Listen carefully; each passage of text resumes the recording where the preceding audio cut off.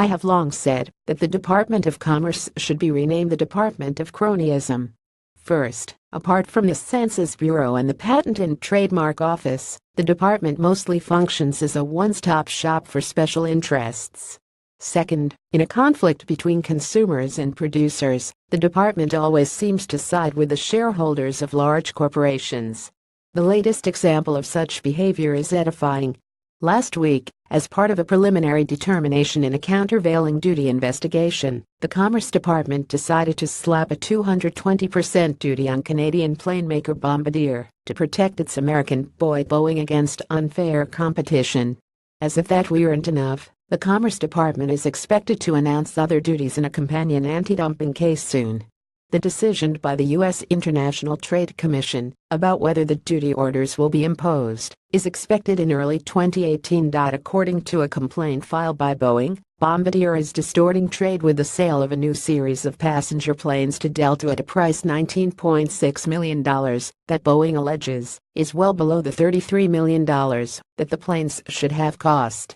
Boeing also complains that it's unfair because Bombardier is getting help from Canadian taxpayers and, hence, getting an edge over the competition in that market.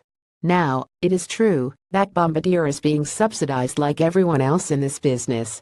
It's also true that I would prefer that all subsidies for any corporations be terminated everywhere.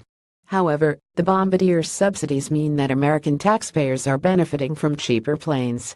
It's a shame for Canadian taxpayers because, though Bombardier may hypothetically benefit from the handouts, economists have shown that on net, their economy will suffer.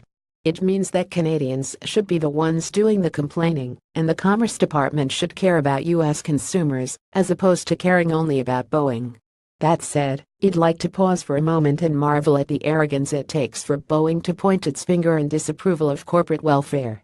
The giant exporter is itself the mother of all trade subsidy receivers, and the number one beneficiary of the Export-Import Bank, not to mention the other government handouts it receives from state and local governments, such as property tax abatements.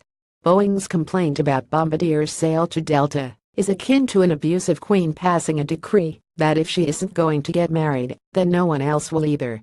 Indeed, the Delta sale is happening in a market where Boeing doesn't even compete. It doesn't produce any aircraft in the 100 to 125-seat range, which is what Delta wanted to buy. Then Boeing complains over hypothetical harms that it admits won't materialize for years, if at all. To please Boeing, Delta explained in its brief, it would have to buy much bigger planes, with the main consequence being that it would have to jack up prices for consumers. Indeed, Delta said repeatedly that it chose Bombardier planes to reduced cost per seat as consumers continue to seek low fares, and because the aircraft offered next-generation efficiency, maintenance, and compelling passenger amenities. Other airlines have filed complaints against Boeing's action, making that exact same argument. For all these reasons, the Cato Institute's Dan Ikinson wrote in Forbes that Boeing's dumping complaint against Bombardier is audacious. It takes misappropriation of the anti-dumping law to a whole new level. He also made a strong case that the math behind the price-dumping claims doesn't hold water. Not known to let the facts get in the way of a good free trade infringement and anti-consumer policy, the Commerce Department still thinks that duties of 220% they should be required to make up for the unfairness of the trade. As mentioned, it will now rule on the anti-dumping part of the complaint, and will most likely slap on more duties to make Bombardier planes even less appealing to buyers. This ruling isn't pleasing anyone except Boeing, and those in America who believe that it's totally legitimate for a government to put in place measures that will artificially boost the profits of their friends, or protect their playground from competition. It certainly serves as one more example that the Department of Commerce deserves a change in name.